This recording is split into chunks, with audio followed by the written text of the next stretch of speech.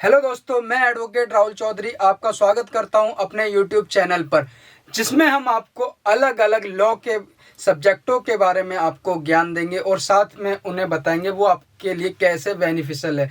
आप चाहें किसी एक नॉर्मल स्टूडेंट के तौर पर आप इन वीडियो को भी देख सकते हैं, क्योंकि कंपटीशन के क्लासेस में आजकल कंपटीशन के अगर हम सब्जेक्ट की बात करें तो बहुत सभी सब्जेक्टों में आज की डेट में हमारे लॉ को काफ़ी ज़्यादा पढ़ाया जाता है। तो आज हम ऐसे ही बात करेंगे आईपीसी की। आईपीसी जो हमारी भारतीय दंड संहिता है, इंडियन पैनल कोड, आपके लिए ये जाहिर सी बात है ये नया नाम नहीं होगा, आपने भी आईपीसी के बारे में सुना होगा। तो हम आईपीसी के बारे में आपको बताएंगे कि किस तरीके से ये हमारे इंडिया में हमारी एक कानून की एक प्रणाली बनी और किस तरीके से हमारे लिए ये किस तरीके से बेनिफिशियल है, इसका ज्ञान रखना। अच्छा, लॉ के मैं सभी स्टूडेंटों के लिए खासकर कहना चाहूँगा कि यह सब्जेक्ट आपके लिए, आपकी प्रैक्टिस के लिए बहुत ज़्यादा ज़रूरी है। तो अभी हम क्या है कि आईपीसी इसलिए पढ़ा रहे हैं क्योंकि इसका बारीकी से ज्ञान होना बहुत ज़रूरी है, क्योंकि अगर आपको मैन कुछ धाराएं पता हैं जो जाहिर सी बात है इंडियन फिल्मों में काफ़ी ज़्यादा यूज़ करके दिखाई जाती है, जैसे मोस्टली जो होती है धारा 307, 300, 302 और 376, ये मोस्टली हमारी जो धाराएं हैं वो हर मुँह जवानी सभी को याद होती हैं। तो आज हम बात करेंगे कि ये किस तरीके से हमारे जो इंडियन प्रणाली है उसमें ये यूज में आने लगी। भारतीय जो दंड संहिता है ये हमारी सबसे पहले 1862 में चैप्टर जो है 23 है, जो चैप्टर हम कह सकते हैं अध्याय होते हैं। क्या है कि इतना बड़ा कानून होता है, अगर हम इसको चैप्टर वाइज या सेक्शन वाइज या धारा वाइज नहीं बांटते हैं तो आपको जाहिर सी बात है तुरंत ढूंढ पाना मुश्किल होता है, और चैप्टर वाइज बांटने पर आपको आसानी से यूज और आपको आसानी से याद आ जाता है। अच्छा, इसमें जो सेक्शंस हैं वो 511 है, 511 सेक्शन है, और इसमें कुछ अमेंडमेंट भी हुए। तो इसमें हम close subs close 1 subs close 2 करके हमने इसमें ऐड भी करा है सेक्शनों में। तो ये 511 बेसिकली जो सेक्शन है वो 511 है। अच्छा, 1862 में ये लागू हुई थी इंडिया में। तो जाहिर सी बात है अंग्रेजों की दी हुई प्रणाली है, क्योंकि उस टाइम पर अंग्रेजी शासन हमारे देश में लागू था। अच्छा, इसके बाद सबसे पहले आज हम बात करेंगे कि अपराध। देखिए, अपराध हो या अपराधी, हमारे समाज में शुरू से ही उसे गलत नज़र से देखा जाता है। पहले की अगर हम बात करें, पुराने समय की बात करें, तो हमेशा बदले की भावना को देखते हुए कानून बनाए जाते थे कि जैसे कि आपने मेरा सर फोड़ा है तो इसकी सज़ा भी आपका सर फोड़कर ही दी जाएगी। हमारी प्रणाली में धीरे धीरे सुधार भी हुआ, तो ये प्रणाली के बारे में हम बात करेंगे। आपने भी देखा होगा कि राजा महाराजा का एक टाइम था जो हमारे देश में शासन करते थे, उसमें यहाँ पर लोग अगर कोई वो क्राइम कर देता था या फिर किसी भी तरीके के कोई अपराध कर देता था तो उसके बदले में उसी तरह की सजा दी जाती थी। उसे बोला जाता था हाथ के बदले हाथ, मतलब कि अगर आपने हाथ काट दिया किसी का तो आपको भी उसकी सजा के तौर पर आपका हाथ काटा जाएगा। तो इस तरह की शासन प्रणाली पहले मौजूद थी, फिर इसमें धीरे धीरे सुधार हुआ। उसे हम स्टेप वाइज समझेंगे।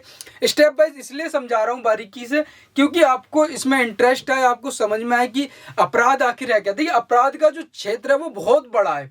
यहाँ पर कुछ कार्य ऐसे होते हैं जो आपके उसको करने से अपराध बन जाता है, और कुछ कार्य ऐसे होते हैं जो आपको वो कार्य ना करने से भी अपराध बन जाएगा। तो इसे अपराध को समझने के लिए इसमें हम बेसिक चीज़ें समझते हैं। तो दोस्तों, अपराध को समझने के लिए एक बेसिक परिभाषा है, उसे अगर समझ लिया तो आपको अपराध समझने में कोई परेशानी नहीं होगा। तो अपराध की वो परिभाषा मैं आपको समझाता हूँ, आई होप आपको समझ में आएगी कि किसी मानव के द्वारा कोई ऐसा कार्य करना जो उस मानव की दुराशय नीति या उसकी गंदी सोच के द्वारा किया गया है और किसी मानव या समाज के खिलाफ किया जाता है, जिससे उसको क्षति होती है, और साथ ही यह उसका कार्य उसकी मौजूदा देश में किसी भी प्रणाली में वह दंडित है, तो वह अपराध कहलाया जाएगा। आपको आई होप आपको समझ में आया होगा। फिर से मैं रिपीट करता हूं कि किसी मानव के द्वारा कोई ऐसा कार्य करना जो उसकी दुराशय नीति के द्वारा किया गया है, साथ ही मानव या समाज की क्षति को करता है और मौजूदा प्रणाली में वह दंडित है, तो वह अपराध कहलाएगा। आपको समझ में आया होगा इस परिभाषा का मतलब। इसमें 4 पॉइंट समझ में निकलते हैं कि कोई भी कार्य एक मानव के द्वारा किया जाना चाहिए, दूसरा उसकी नीति, उसकी सोच है वो दूषित होनी चाहिए, तीसरा मानव या समाज के खिलाफ किया जाना चाहिए, मतलब कि मानव या समाज को क्षति होनी चाहिए। चौथा पॉइंट है कि मौजूदा देश में किसी शासन प्रणाली के द्वारा वह कार्य दंडित होता है, तो वह अपराध कहलाता है। इन चारों पॉइंट्स का होना जरूरी है अपराध के लिए। अच्छा, आपको मैं समझाता हूं अब एक एक पॉइंट्स को। पहला पॉइंट है मानव के द्वारा। देखिए, हमारे समाज में अगर हम पुराने समाज को बदले की भावना के द्वारा कानून निर्माण किया जाता था। अच्छा, उस टाइम पर एक ऐसी भी चलती थी प्रक्रिया जिसमें शासन प्रणाली कुछ इस टाइप की थी, जिसके द्वारा कि एक निर्जीव वस्तु जैसे कि फॉर एग्जांपल एक पत्थर या किसी जानवर के द्वारा अगर कोई क्राइम हो जाता है, कोई अपराध हो जाता है, तो उसे भी सजा दी जाती है। अगर जैसे मान लीजिए कि कोई अगर रास्ते पे चल रहा है, दूसरा एग्जांपल दे रहा हूं कि कोई अगर रास्ते पे चल रहा है और उसकी ठोकर लग के किसी पत्थर से ठोकर लग जाती थी, तो उस पत्थर को भी हम उस राज्य की सीमा से बाहर निकालने का भी प्रचलन था, मतलब कि उस पत्थर को बाहर राज्य की सीमा के बाहर फिकवा दिया जाता था। तो ऐसी सजाएं दी जाती थी। अगर किसी गलत सोच के द्वारा किया जाता है तो वह अपराध कहलाता है, मगर एक दुराशय को साबित करना बड़ा कठिन है। देखिए, दुराशय क्या होती है? एक इंसान के मन की सोच होती है। अब इस मन की सोच को उसके कार्य के द्वारा ही साबित किया जाता है। अच्छा, मैं आपको एग्जांपल देता हूं कि देखिए, इस दुराशय का एक छोटे से पॉइंट में कितना विस्तार है, इसका जो दायरा है बहुत ज्यादा विस्तृत है। कैसे? जैसे कि एक परिवार में एक जिम्मेदार पिता है, वह अपने बच्चे और पत्नी की सेवा नहीं करता है, मतलब कि उनका लालन पोषण की जिम्मेदारी नहीं उठाता और खुद जाकर एक शराब के नशे में जाकर पड़ा हुआ है। तो उसके द्वारा जो कार्य नहीं किया जा रहा है, मतलब कि उसकी जो जिम्मेदारियां हैं वह नहीं उठा रहा है और अपने परिवार को ऐसे ही मरने के लिए छोड़ रहा है, तो वह अपराध की श्रेणी में आएगा। क्लियर है? दूसरा पॉइंट है, मैं दूसरा एग्जांपल देता हूं कि अगर एक झील है, वहां पर एक जो राहुल नाम का एक लड़का है, वह डूब रहा है। एक किनारे पे 4 लड़के खड़े हैं और चारों के चारों तैरना जानते हैं, मगर उस चारों लड़कों में से कोई भी उसे बचाने नहीं जाता है। फॉर एग्जाम्पल, समझ में आया होगा आपको कि एक लड़का राहुल नाम का डूब रहा है और किनारे पे 4 तैराक खड़े हैं, मगर चारों नहीं बचा रहे हैं। तो क्या यह अपराध है? नहीं, यह अपराध नहीं है। यह नैतिक तौर पर अगर आप देखा जा सकता है, समाज में उसके नैतिक तौर पर बहुत ज्यादा बुराई की जाने वाला विषय है, क्योंकि अगर आपको तैरना आता है तो आप उसे बचा सकते थे, मगर वह नहीं बचा रहे, तो इसमें उन्होंने कोई अपराध नहीं किया है। हाँ, मगर इसमें पॉइंट्स कैसे बढ़ सकता है कि उन चारों में से किसी एक ने अगर उस राहुल नाम के लड़के को धक्का दिया होता और उसके बाद राहुल डूब रहा है, तो जाहिर सी बात है उसने अपराध किया है, जिसने धक्का दिया है।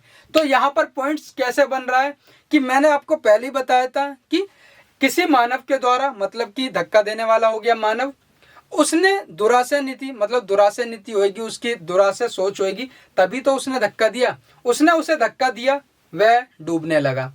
तो इससे क्षति किसे हुई? एक दूसरा जो राहुल नाम का मानव है, उसे क्षति हुई।